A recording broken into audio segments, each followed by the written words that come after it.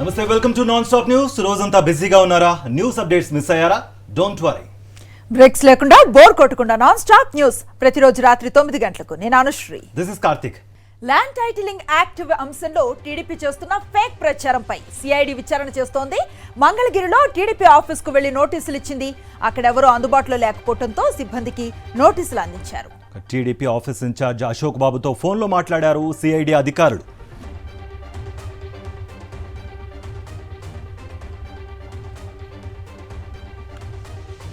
గత కొన్ని రోజులుగా ల్యాండ్ టైటిలింగ్ యాక్ట్ పై ఐవీఆర్ఎస్ కాల్స్ తో టీడీపీ దుష్ప్రచారం చేస్తోంది. టీడీపీ తప్పుడు ప్రచారంపై వైఎస్ఆర్సీపీ నేతలు ఈసీకి ఫిర్యాదు చేశారు. దీంతో టీడీపీపై చర్యలు తీసుకోవాలని సిఐడి అధికారులను ఆదేశించింది ఈసీ. దీంతో సిఐడి అధికారులు ఎఫ్ఐఆర్ నమోదు చేసి విచారణ చేపట్టారు. ఇప్పటికే చంద్రబాబు A1గా, లోకేష్ A2గా ఎఫ్ఐఆర్ నమోదు చేశారు. ఐవీఆర్ కాల్ చేసిన 3 నెంబర్ల ఓనర్లను కూడా ఎఫ్ఐఆర్లో పేర్కొన్నారు. చంద్రబాబు, లోకేష్ సహా మరికొంతమంది పేర్లను ఎఫ్ఐఆర్లో చేర్చారు. 2019లో వైఎస్ఆర్సీపీ అధికారం చేపట్టిన తర్వాత సీఎం జగన్ నేతృత్వంలో ఏపీ ల్యాండ్ టైటిలింగ్ యాక్ట్ బిల్లును అసెంబ్లీలో ప్రవేశపెట్టారు. ఆ సమయంలో ప్రతిపక్షంలో ఉన్న టీడీపీ ఈ బిల్లుకు పూర్తి స్థాయి మద్దతును తెలిపింది. భూ వివాదాల పరిష్కారానికి ఈ చట్టం ఎంతో ఉపయోగపడుతుందంటూ కితాబునిచ్చారు TDP MLA Payyavula Keshav.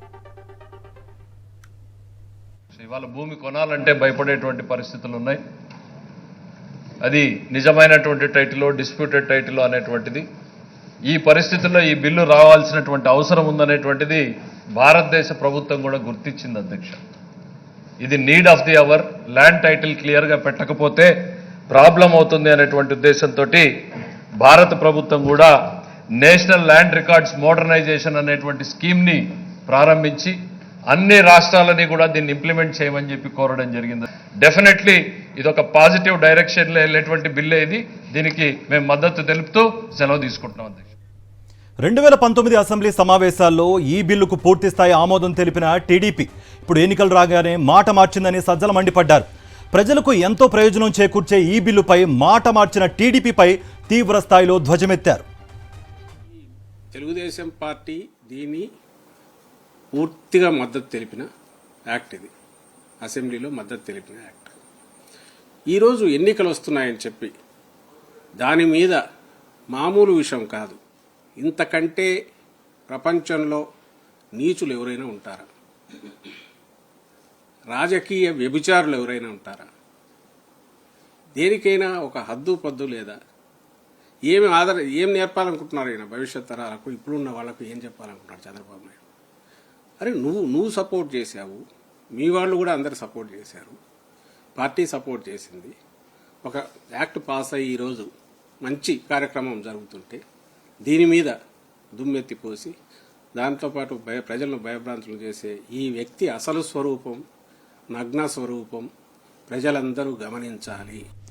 Land titling act పై దుష్ప్రచారం చేసిన చంద్రబాబు ప్రజలకు క్షమాపణలు చెప్పాలని డిమాండ్ చేశారు మంత్రి ధర్మాన ప్రసాదరావు. రాజకీయ పార్టీలు తప్పుడు సమాచారంతో ప్రజలను తప్పుదోవ పట్టించడం అన్యాయమన్నారు ధర్మాన. ఈ యాక్ట్ గురించి తెలిసి కూడా చంద్రబాబు ప్రజలను తప్పుదోవ పట్టిస్తున్నారని మండిపడ్డారు. కేంద్ర ప్రభుత్వం ఈ టైటిలింగ్ యాక్ట్ అవసరాన్ని, టైటిలింగ్ యాక్ట్ మేమే డ్రాఫ్ట్ చేశామని, ఇది ప్రధానమంత్రి చాలా ప్రాధాన్యత అంశం కింద చూస్తున్నారని చెప్పిన తర్వాత అతను ప్రజల ముందు తల వంచుకున్నాడు. ఇవిలా క్షమాపణ చెప్పాల్సినటువంటి అవసరం ఉంది. 45 సంవత్సరాలు రాజకీయ జీవితం కలిగినటువంటి వాళ్ళు, అందులో 14 సంవత్సరాలు ముఖ్యమంత్రిగా ఉన్నటువంటి వాళ్ళు, ఒక చట్టం తాలూకా లక్ష్యాల్ని సరిగా తెలుసుకుని మాట్లాడలేకపోవడము, కాకపోతే తెలుసుండి కూడా వక్ర మార్గాన్న ప్రజలకి మోసగించడం, ఈ రెండు ఒక రాజకీయ పార్టీ అధ్యక్షుడిగా చాలా నేరం అని, చాలా తప్పు. ఇది ల్యాండ్ టైటిలింగ్ యాక్ట్ పై టీడీపీది దుష్ప్రచారం చేస్తోందని మండిపడ్డారు మంత్రి చెల్లుబోయిన వేణు. పేదల ఇళ్ల స్థలాల కోసం ప్రభుత్వ భూములు కొనుగోలు చేసిందన్నారు. అమరావతి పేరుతో చంద్రబాబు అసైన్డ్ భూములను లాక్కున్నాడని మండిపడ్డారు. చంద్రబాబు సిగ్గులేని ప్రకటనలు చేస్తున్నాడని ఆగ్రహం వ్యక్తం చేశారు. ఇంకా అమల్లోకి రాని చట్టాన్ని చంద్రబాబు రద్దు చేస్తాడట అంటూ ఎద్దేవా చేశారు మంత్రి వేణు. దానికి సంబంధించినటువంటిది ఇక్కడ మేము అమలు చేయలేదు. కేవలం 4,000 గ్రామాల్లో రీసర్వే అయింది. రీసర్వే అయ్యి రూల్ ఫ్రేమ్ అయ్యి అన్ని రాష్ట్రాలు అమలు చేస్తే మేము చేస్తాం తప్ప మేము చెయ్యం ఈ చట్టాన్ని అని చెప్తున్నప్పుడు అది పట్టించుకోకుండా ఈ భూములు లాగేసుకుంటాడు జగన్, ఈ భూములు లాగేసుకుంటాడు జగన్, మన భూములు తమ్ముళ్ళు ఉండవో మన భూములు అనేటువంటి మాటలు మాట్లాడుతారంటే సిగ్గులేనోడు. ఎందుకనంటే కేంద్ర ప్రభుత్వంతో నువ్వు జతకట్టి కేంద్ర ప్రభుత్వం చేసిన చట్టాన్ని నువ్వెలా రద్దు చేస్తావు? దీనిపైన చంద్రబాబు నాయుడు పైన చట్టపైనమైన చర్యలు తీసుకోవాలి. ఎందుకంటే రూమర్ స్ప్రెడ్ చేసి ప్రజల్లో ఒక అశాంతి క్రియేట్ చేయాలనేటువంటి అతను ఏదైతే ప్రయత్నం చేస్తున్నాడో దాన్ని ఖచ్చితంగా ఖండించాల్సినటువంటి అవసరం ఉంది. చంద్రబాబు తమ సామాజిక వర్గ ప్రయోజనాలు కాపాడటం కోసమే ల్యాండ్ టైటిలింగ్ యాక్ట్ పై వివాదం రేపుతున్నారని మండిపడ్డారు వైఎస్ఆర్సీపీ నేత ఎంపీ విజయసాయిరెడ్డి. రాష్ట్రంలో దళితులు, బీసీలు, ఆదివాసీల భూ హక్కుల పరిరక్షణ కోసమే ల్యాండ్ టైటిలింగ్ యాక్ట్ను ప్రభుత్వం అమల్లోకి తీసుకురావడానికి ప్రయత్నిస్తోందని తెలిపారు. చంద్రబాబు నాయుడులో ఉన్నటువంటి దేహంలో ఉన్న ప్రతి అణువణువు నెగటివిటీతో కూడుకున్నది, కుల పిచ్చితో కూడుకున్నటువంటిది. చంద్రబాబు నాయుడికి ఎవరైతే సలహాలు ఇస్తున్నారో రామోజీరావు, అతని సలహాల మేరకు ఇతను ప్రవర్తిస్తాడు. కాబట్టి నేను ఒక్కటే చెప్తా ఉన్నా, తన సామాజిక వర్గ ప్రయోజనాలను కాపాడేందుకే ఈ యొక్క చంద్రబాబు నాయుడు ఈ యొక్క వివాదాన్ని లేవనెత్తుతున్నాడు.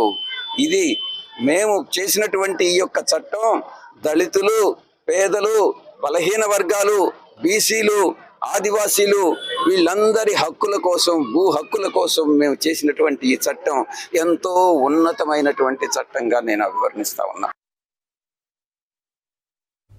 ల్యాండ్ టైటిలింగ్ యాక్ట్పై తెలుగుదేశం తప్పుడు ప్రచారం చేస్తోందని మండిపడ్డారు బీజేపీ నేత రఘునాథ్ బాబు. ప్రభుత్వం ప్రజల ఆస్తులు లాక్కుందంటూ ప్రజలను భయాందోళనకు గురిచేయడం సరికాదన్నారు. కేంద్రమే ఈ యాక్ట్ను తీసుకొచ్చిందని చెప్పారు.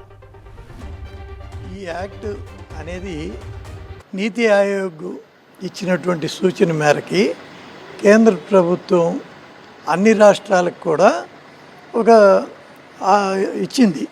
ఇది దీన్ని డిజిటలైజ్ చేయమని, రికార్డ్స్ అంతా అంటే అప్గ్రేడ్ చేయమని, ఈ డిజిటలైజ్ చేయాలి, ఈ రికార్డ్స్ ఇదంతా చేయాలి అన్న సూచన మేరకే జరుగుతూ ఉంది. ఏపీ డీజీపీ రాజేంద్రనాథ్ రెడ్డి బదిలీ అయ్యారు. వెంటనే విధుల నుంచి రిలీవ్ కావాలని ఈసీ ఆదేశాలు జారీ చేసింది. డీజీపీని వెంటనే బదిలీ చేయాలని సీఎస్కు ఈసీ ఆదేశాలు జారీ చేసింది. అలాగే కొత్త డీజీపీ పదవి కోసం 3 సీనియర్ల పేర్లు ఇవ్వాలని సీఎస్ను ఆదేశించింది ఈసీ. ఎన్నికల ప్రచారంలో సీఎం వైఎస్ జగన్ దూసుకుపోతున్నారు. రేపు 3 నియోజకవర్గాల్లో సీఎం జగన్ ఎన్నికల ప్రచారంలో పాల్గొనున్నారు.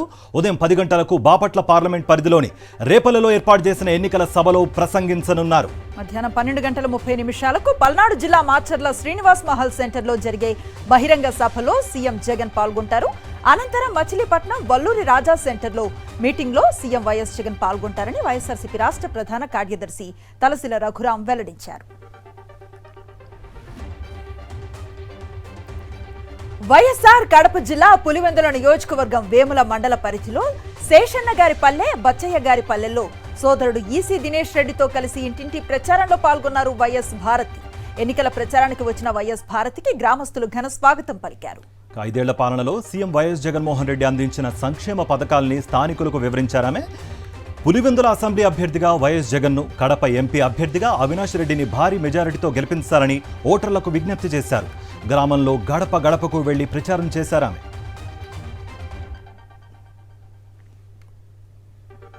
కొద్దిపాటి ప్యాచ్ వర్క్తో విశాఖ విశ్వ రాజధాని అవుతుందని, ఢిల్లీ, ముంబై నగరాలకు మించిన సిటీగా అభివృద్ధి చెందుతుందన్నారు మంత్రి బొత్స సత్యనారాయణ.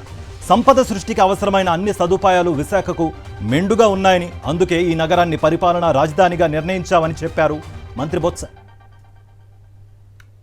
ఏమంటాడు, అమరావతి కడితే డబ్బు వస్తుంది, మీరందరూ కాంట్రాక్టర్లే, మీరందరూ గేటెడ్ కమ్యూనిటీ ఇల్లు కడితే రెవెన్యూ గ్రోత్ ఎక్కడ వస్తుంది? గేటెడ్ కమ్యూనిటీలో. అమరావతి లైక్ ఏ gated community. Visakhapatnam universal international city, fastest growing city ఏదైనా భారతదేశంలో ఉంది, ఇండియాలో ఉందంటే అది విశాఖపట్నం. ఇవాళ ఇక్కడ మీకు రెవెన్యూ జనరేట్ అవుతుంది. ఇక్కడ మీకు దీని నుంచి మనం పిండుకోవచ్చు వాళ్ళని. ఇది కామధేను లాంటిది విశాఖపట్నం. దీన్ని మనం డెవలప్ చేసుకోవాలి. అందుకే ఆయన ఏం చెప్పాడు, నేను రాజధానికి వస్తాను అని చెప్పాడు. సీఎం జగన్ న్యాయవాది పొన్నవోలు సుధాకర్ రెడ్డిపై షర్మిల వ్యాఖ్యలు సరికాదన్నారు కొండా రాఘవరెడ్డి. చంద్రబాబు పవన్ స్క్రిప్టును షర్మిల చదువుతున్నారని విమర్శించారు. విజయమ్మ మాట పెడచెవిన పెట్టినప్పుడే షర్మిల అంకం ముగిసిందన్నారు. వివేకా హత్య కేసులో బహిరంగ చర్చకు సిద్ధమా అని సవాల్ విసిరారు. నేను సూటిగా మురుసుపల్లి షర్మిల గారికి, నీకు సజ్జల రామకృష్ణారెడ్డి గారు, వైఎస్ జగన్మోహన్ రెడ్డి గారు మీరు మాట్లాడే మాటలకు స్పందించవలసినటువంటి అవసరం లేదు. ఏ రోజైతే నువ్వు ఏబిఎన్ ఆంధ్రజ్యోతిలో కూర్చున్నావో, ఏ రోజైతే నువ్వు జగన్మోహన్ రెడ్డి గారి మీద ఒంటికాల మీద లేస్తున్నావో, ఏ రోజైతే విజయమ్మ గారు చెప్పినటువంటి మాటలను పెడచెవిన పెట్టి నీవు రాజకీయం చేస్తున్నావో, ఆ రోజే నీవు రాజశేఖర్ రెడ్డి గారి తనయగా నువ్వు పక్కకు జరిగిపోయినట్టే లెక్క. కేంద్రంలో బీజేపీ హ్యాట్రిక్ కొట్టడం ఖాయమని అన్నారు కేంద్ర హోంమంత్రి అమిత్ షా. నరేంద్ర మోదీని మూడోసారి ప్రధానమంత్రిని చేయాలని దేశ ప్రజలు నిర్ణయించుకున్నారని ధీమా వ్యక్తం చేశారు. ధర్మవరంలో బీజేపీ అభ్యర్థి తరపున ప్రచారం నిర్వహించారు అమిత్ షా. ప్రజల్లోకి వెళ్లే ముందు ప్రధాని అభ్యర్థి ఎవరో చెప్పాలని ఇండియా కూటమి పార్టీలను నిలదీశారు ఆయన. भाइयों बहनों, आप मुझे बताओ, क्या शरद पवार जी प्रधानमंत्री बन सकते हैं क्या? ममता बनर्जी बन सकती है क्या? स्टालिन बन सकते हैं क्या? उद्धव ठाकरे बन सकते हैं क्या? अब मैं एक नाम और बोलने जाता हूं, हंसना मत भाइयों, जरा भी मत हंसना. मैं एक और नाम बोलने जाता हूं, राहुल बाबा बन सकते हैं क्या? भाई और बहनों, इनके साथ प्रधानमंत्री पद का कोई कैंडिडेट ही नहीं है. मैं आज చిత్తూరు జిల్లా పొంగనూరు నియోజకవర్గంలో వివిధ వర్గాలతో భేటీ అయ్యారు వైఎస్ఆర్సీపీ ఎమ్మెల్యే అభ్యర్థి పెద్దిరెడ్డి రామచంద్రారెడ్డి. పొంగనూరు నియోజకవర్గంలో చేసిన మంచిని వివరించారు. ఎమ్మెల్యేగా తనను రాజంపేట ఎంపీగా మిథున్ రెడ్డిని గెలిపించాలని కోరారు. పెద్దిరెడ్డి రామచంద్రారెడ్డి సమక్షంలో పలువురు నేతలు వైఎస్ఆర్సీపీలో చేరిపోయారు. వారికి కండువా కప్పి పార్టీలోకి ఆహ్వానించారు పెద్దిరెడ్డి రామచంద్రారెడ్డి. మరి ఆ విధంగా శాసనసభ్యుడు అంటే ఏదో 5 ఏళ్ళకు ఒకసారి కనపడేవాడు కాదు. శాసనసభ్యుడు అంటే అందరికీ అందుబాటులో ఉండి అన్ని రకాల అందరికీ కూడా ఆదుకునే విధంగా పనిచేయాలనే ఆలోచన నేను చేసేవాడిని. అంచేత మీ అందరినీ మనసారా కోరుకుంటా ఉన్నాను, వేరే ఆలోచన చేయకుండా రాబోయే ఎన్నికల్లో శాసనసభకు కానీ పార్లమెంటుకు కానీ రెండుకి కూడా ఫ్యాన్ గుర్తు మీద ఓటేసి నన్ను అదేవిధంగా మిథున్ను ఇద్దరిని కూడా గెలిపించాలని చెప్పి మనసారా మిమ్మల్ని అందరినీ కూడా కోరుతా ఉన్నాను. అధికారం కోసం పార్టీలు మారడంలో మాజీ మంత్రి ఆదినారాయణ రెడ్డి గిన్నిస్ రికార్డ్ సాధించారని ఎద్దేవా చేశారు జమ్మలమడుగు వైఎస్ఆర్సీపీ అభ్యర్థి మూలే సుధీర్ రెడ్డి. నమ్మిన వారిని నట్టేట ముంచడం ఆదినారాయణ రెడ్డిని మించిన వారు లేరని మండిపడ్డారు. వైఎస్ఆర్ జిల్లా మైలవరం మండలంలో ఎంపీ అవినాష్ రెడ్డితో కలిసి ఎన్నికల ప్రచారంలో పాల్గొన్నారు. మండల కేంద్రంలో పెద్ద ఎత్తున యువత పాల్గొని స్వాగతం పలికారు. అవాతాతల పెన్షన్ల కష్టాలకు చంద్రబాబే కారణమని మండిపడ్డారు ఎంపీ అవినాష్ రెడ్డి. ఇచ్చిన హామీలన్నీ నెరవేర్చే జగన్మోహన్ రెడ్డి గారు ఎక్కడ, ఇచ్చిన హామీలన్నీ విస్మరించిన చంద్రబాబు నాయుడు గారు ఎక్కడ, ఒక్కసారి మీరంతా ఆలోచించమని కోరుతూ ఉన్నారు. మరి ఇవాళ ఈ హామీలన్నీ కొనసాగాల. ముఖ్యంగా చంద్రబాబు నాయుడు గారు వృత్తి గురించి ఒకసారి ఆలోచించాడు. ఎన్నికల కోడ్ వచ్చిన వెంటనే ఆయన శిష్యుడితో అప్పటి వరకు పాపం అవ్వాతాతలకు ఇంటికాడికే వాలంటీర్లు వచ్చి పెన్షన్ ఇస్తాన్నారు. రాష్ట్రంలోని ఉద్యోగులంతా సీఎం జగన్మోహన్ రెడ్డి వైపే ఉన్నారన్నారు మాజీ మంత్రి పేర్ని నాని. దేశంలోనే ఎక్కడా లేని విధంగా సంక్షేమ పథకాలు అందజేస్తున్న తమ ప్రభుత్వమే ప్రతి నెల 10వ తేదీన ఉద్యోగులకు జీతాలు చెల్లిస్తోందన్నారు. అలాంటిది అలవి కాని హామీలు గుప్పిస్తున్న చంద్రబాబు అసలు జీతాలు ఇస్తారా అని ఉద్యోగులు ఆలోచిస్తున్నారన్నారు. మచిలీపట్నంలో పోస్టల్ బ్యాలెట్ ఓటింగ్ తీరును పరిశీలించిన సందర్భంగా పేర్ని నాని ఈ వ్యాఖ్యలు చేశారు. సంవత్సరానికి 71,000 కోట్లు సంక్షేమ కార్యక్రమాలకి అమలు చేస్తున్నటువంటి లేకపోతే ప్రజలకు అందిస్తున్నటువంటి ఈ ప్రభుత్వమే జీతాలు టెన్షన్గా 1వ తారీఖు ఇవ్వకుండా 10వ తారీఖు లోపు ఇచ్చే పరిస్థితి ఉంటే కొత్తగా మాకు ఓటేయండి, మార్పు చేయండి, జగన్మోహన్ రెడ్డి గారిని బయట తోసేయండి అని చెప్పేటువంటి ఆయన ఇచ్చేటువంటి హామీలు సంవత్సరానికి 1,50,000 కోట్లు అంటే జీతం కనీసం జగన్మోహన్ రెడ్డి గారు 10వ తారీఖు టెన్షన్గా జీతం ఇస్తున్నాడు. జీతం ఇచ్చే పరిస్థితి ఉంటుందా లేదా ఎన్ని ఆలోచించుకున్నారు, వాళ్ళు మాట్లాడుకుంటున్నారు. 40 ఏళ్ల సీనియారిటీ అని చెప్పుకునే చంద్రబాబుకి ఉన్న కన్ఫ్యూజన్ మరెవరికీ లేదని సెటైర్ వేశారు సిపిఐ రాష్ట్ర కార్యదర్శి రామకృష్ణ. ల్యాండ్ టైటిలింగ్ యాక్ట్పై మాట్లాడుతున్న బాబు ఆ చట్టం తెచ్చింది బీజేపీయే అని సంగతి మర్చిపోయారా అని ప్రశ్నించారు. బీజేపీతో జతకట్టి ముస్లిం రిజర్వేషన్లు కొనసాగిస్తానని చెప్పడం మోసం కాదా అని నిలదీశారు. ల్యాండ్ టైటిలింగ్ యాక్ట్ గురించి చెప్తా ఉన్నావు. ఆ ల్యాండ్ టైటిలింగ్ యాక్ట్ ఎవరు, అది పెట్టింది ఎవరు? రాష్ట్రంలో అమలు చేసే జగన్మోహన్ రెడ్డి. కానీ దాన్ని తెస్తున్నది ఎవరు? నీతి ఆయోగ్ ద్వారా సెంట్రల్ గవర్నమెంట్ తెస్తా ఉంది. నువ్వు ఆ ఎన్డీఏ కూటమిలో చేరుతానంటావు. వాళ్ళ ముస్లింల దగ్గర నమాజుకు పోయి నేను 4% రిజర్వేషన్ పోరాడతాను అంటావు. నువ్వు పోరాడేవాడైతే వాళ్ళ కూటమిలో ఎందుకు చేరావో మాకు అర్థం కాలే. పోస్టల్ బ్యాలెట్ లో ఓటు హక్కు వినియోగించుకోలేని వారి కోసం ఈ నెల 7, 8వ తేదీల్లో మరోసారి అవకాశం ఇస్తామని చెప్పారు ఏపీ ఎన్నికల ప్రధాన అధికారి ముఖేష్ కుమార్ మీనా. ఇక సోషల్ మీడియాలో అభ్యంతరకర పోస్టులపై ఎప్పటికప్పుడు చర్యలు తీసుకుంటున్నట్లుగా చెప్పారు. ఎవరైనా if anybody is left out of not getting the postal ballots వాళ్ళకి స్పెషల్ అరేంజ్మెంట్స్ మనము జిల్లాలో చేసేసి 7th and 8th ఆ సువిధ వాళ్ళకి మళ్ళీ ఇస్తాము. ఏపీలో సీఎం జగన్ ప్రభుత్వ పాఠశాలలను కార్పొరేట్కు ధీటుగా అభివృద్ధి చేశారని అన్నారు all India backward classes federation అధ్యక్షులు జస్టిస్ ఈశ్వరయ్య. సామాజిక న్యాయం అమలు చేసే వారికి మాత్రమే ప్రజలు మద్దతుగా ఉండాలని పిలుపునిచ్చారు. కరోనా సమయంలో జగన్ ప్రభుత్వం అద్భుతంగా పనిచేసిందని కితాబునిచ్చారు. ఏపీలో అన్ని వర్గాలకు సంక్షేమ పథకాలు అమలవుతున్నాయని చెప్పారు. రాష్ట్రంలో పేదలకు పెత్తందారులకు మధ్య యుద్ధం జరుగుతోందన్నారు. ల్యాండ్ టైటిలింగ్ యాక్ట్పై కొందరు కావాలనే దుష్ప్రచారం చేస్తున్నారని మండిపడ్డారు. చిత్తూరు 1 టౌన్ పోలీస్ స్టేషన్ వద్ద స్వల్ప ఉద్రిక్తత చోటు చేసుకుంది. పోస్టల్ బ్యాలెట్ ఓట్ల కొనుగోలుకు నగదు పంచుతూ ఉండగా 2 టీడీపీ నేతలను వైఎస్ఆర్సీపీ నేతలు పట్టుకున్నారు. అయితే ఆ నగదును పోలీసులకు ఇచ్చిన టీడీపీ నేతలపై చర్యలు తీసుకోలేదని వైఎస్ఆర్సీపీ నేత విజయానందరెడ్డి చొక్కా విప్పి నిరసన తెలిపారు. చిత్తూరులో పోలీసులు ఏకపక్షంగా వ్యవహరిస్తున్నారని ఆరోపిస్తున్నారు.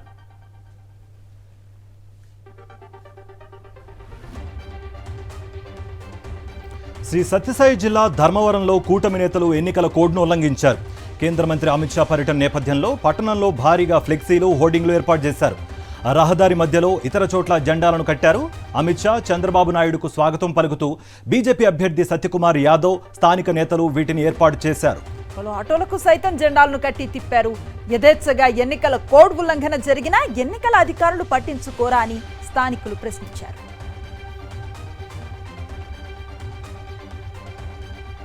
అమిత్ షా, చంద్రబాబు సభలో జూనియర్ ఎన్టీఆర్ ఫ్యాన్స్ హంగామా చేశారు. శ్రీ సత్యసాయి జిల్లా ధర్మవరంలో అమిత్ షా, చంద్రబాబు పాల్గొన్న ఎన్నికల ప్రచార సభలో జూనియర్ ఎన్టీఆర్ జిందాబాద్ అంటూ ఫ్యాన్స్ నినాదాలు చేశారు. జూనియర్ ఎన్టీఆర్ ఫోటోలతో హంగామా సృష్టించారు.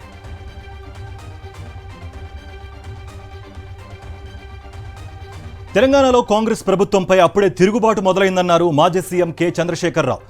రాష్ట్ర ప్రభుత్వం ఇప్పటిదాకా రైతు బంధు ఇవ్వలేదని మండిపడ్డారు.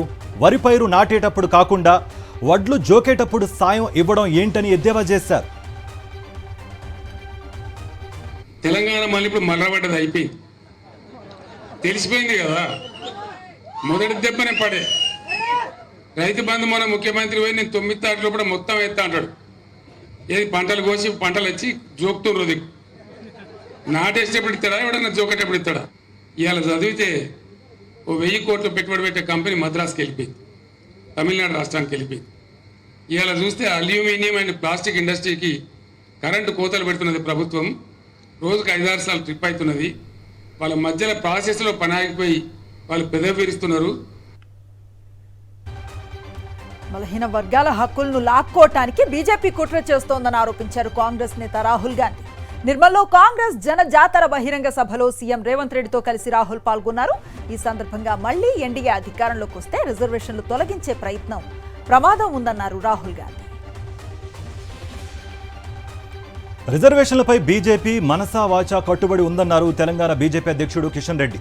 రిజర్వేషన్లను టచ్ చేసే సాహసం ఏ పార్టీ చేయబోదన్నారు.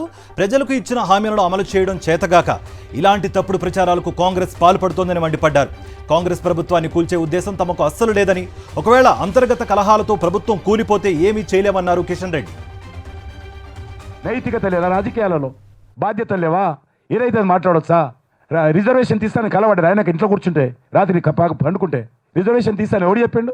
ఒక ప్రధానమంత్రి వచ్చి జైరాబాద్లో చెప్పడం జరిగింది, నా కంఠంలో ప్రాణం ఉండగా రిజర్వేషన్స్ పోవంటే రోజు అదే మాట్లాడతారు, అదే స్కోరింగ్కి వస్తుంటుంది. మేము మనసా వాచ రిజర్వేషన్ల కోసం మేము కట్టుబడి ఉన్నాము. మనసా వాచ ఈరోజు తీసేస్తారు. అయ్యే సాధ్యమా ఈ దేశంలో? ఖచ్చితంగా చెప్తా ఉన్నాం, మా కంఠంలో ప్రాణం ఉన్నంత వరకు రిజర్వేషన్లు తాకే శక్తి ఈ దేశంలో ఎవరికి లేదు. తప్పకుండా మేము పద్మశ్రీ అవార్డు గ్రహీత దర్శనం మొగిలయ్యకు ఆర్థిక సాయం చేశారు బీఆర్ఎస్ వర్కింగ్ ప్రెసిడెంట్ కేటీఆర్. కళాకారుల పెన్షన్ నిలిపివేయడంతో కూలి పనికి వెళుతున్నారని తెలుసుకున్న కేటీఆర్ ఆయన కలిసి ఆర్థిక సాయం అందజేశారు.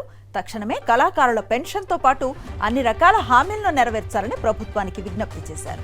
మొగులయ్య లాంటి జానపద కళాకారుడు తెలంగాణకు గర్వకారణమని, వారిని కంటికి రెప్పలా కాపాడుకోవాల్సిన బాధ్యత ప్రభుత్వానికి ఉందన్నారు. ఎంబీబీఎస్ ప్రవేశాల కోసం దేశవ్యాప్తంగా నిర్వహించిన నీట్ యూజీ ప్రవేశ పరీక్ష ప్రశాంతంగా ముగిసింది. దేశవ్యాప్తంగా 557 పట్టణాలు, నగరాల్లో, ఇతర దేశాల్లో 14 చోట్ల నీట్ పరీక్ష జరిగింది. దేశవ్యాప్తంగా 24 లక్షల మంది ఈ పరీక్షకు దరఖాస్తు చేసుకోగా 90% పైగా విద్యార్థులు ఎగ్జామ్స్కు హాజరయ్యారు. ఏపీలో 29 కేంద్రాల్లో నీట్ పరీక్ష జరగగా దాదాపు 70,000 మంది విద్యార్థులు హాజరయ్యారు. మధ్యాహ్నం 2 గంటల నుంచి సాయంత్రం 5:20 వరకు పరీక్ష జరిగింది. తెలంగాణలో 24 కేంద్రాల్లో నీట్ ఎగ్జామ్స్ జరిగాయి.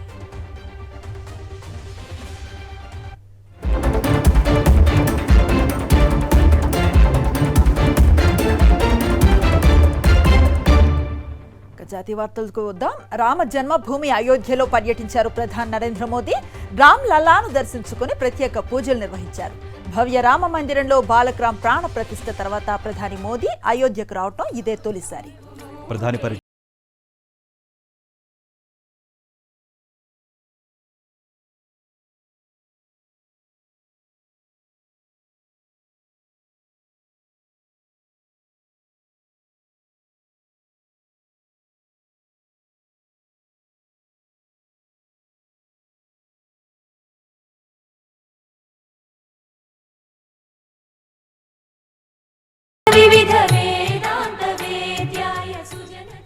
బాలరాముడి దర్శనం అనంతరం అయోధ్యలో మెగా రోడ్ షో నిర్వహించారు ప్రధాని మోదీ. సుగ్రీకోట నుంచి లతా మంగేష్కర్ చౌక్ వరకు దాదాపు 2 కిలోమీటర్ల రోడ్ షో చేపట్టారు. ఉత్తరప్రదేశ్ ముఖ్యమంత్రి యోగి ఆదిత్యనాథ్ సహా పలువురు సాధువులు, మహంతులు ఇందులో పాల్గొన్నారు. ఫైజాబాద్ బీజేపీ అభ్యర్థి లల్లు సింగ్ కు మద్దతుగా ప్రచారం నిర్వహించారు ప్రధాని మోదీ. లోక్సభ ఎన్నికల 5వ దశలో భాగంగా మే 20న అయోధ్యలో పోలింగ్ జరగనుంది.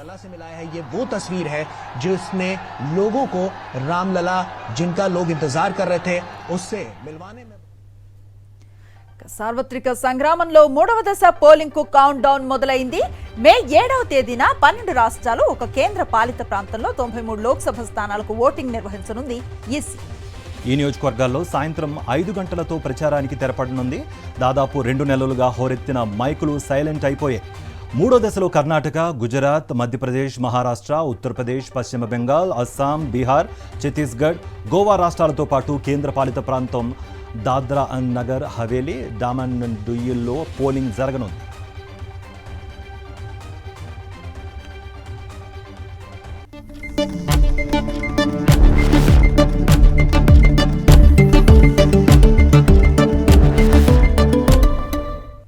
గోల్డ్ రేట్స్ విషయానికి వద్దాం.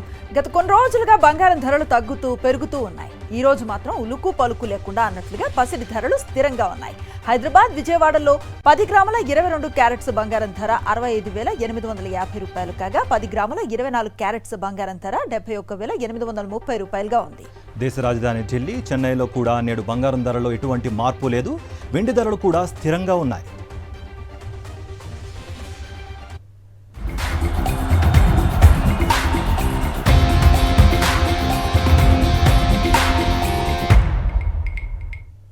స్పోర్ట్స్ అప్డేట్ చూద్దాం. Defending champion Chennai super Kings ప్రతీకార విజయం సాధించింది. 17వ సీజన్లో తమపై ఆధిపత్యం చెలాయిస్తున్న పంజాబ్ కింగ్స్కు ఎట్టకేలకు చెక్ పెట్టింది. ధర్మశాలలో రవీంద్ర జడేజా ఆల్రౌండ్ షోతో అదరగొట్టగా పంజాబ్కు ఓటమి తప్పలేదు. స్వల్ప లక్ష్య ఛేదనలో జడ్డు, తుషార్ దేశ్పాండే చెలరేగడంతో పంజాబ్ టాప్ గన్స్ చేతులెత్తేశారు. దాంతో పంజాబ్ను 28 పరుగుల తేడాతో చిత్తు చేసి ప్లే ఆఫ్స్ రేస్లో ఓ అడుగు ముందుకు వేసింది.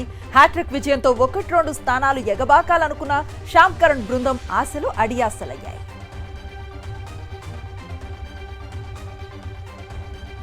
ప్యారిస్ ఒలింపిక్స్ కు ముందు స్టార్ రెజ్లర్ బజరంగ్ పూనియాకు షాక్ ఇచ్చింది నేషనల్ యాంటీ డోపింగ్ ఏజెన్సీ.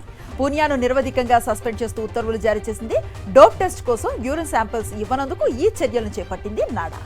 ఈ ఏడాది మార్చిలో సోనిపత్తులో జరిగిన ట్రయల్స్ సందర్భంగా శాంపిల్స్ ఇవ్వాల్సి ఉన్నప్పటికీ పూనియా ఇవ్వలేదన్నది ఆరోపణ.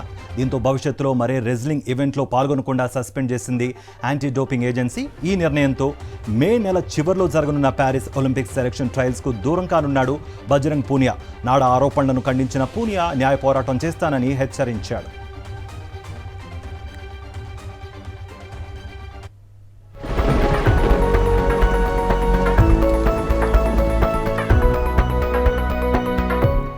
రైతు వెదర్ విషయానికి వస్తే ఎండలతో అల్లాడిపోతున్న తెలుగు రాష్ట్రాల ప్రజలకు వాతావరణ కేంద్రం చల్లటి కబురు అందించింది.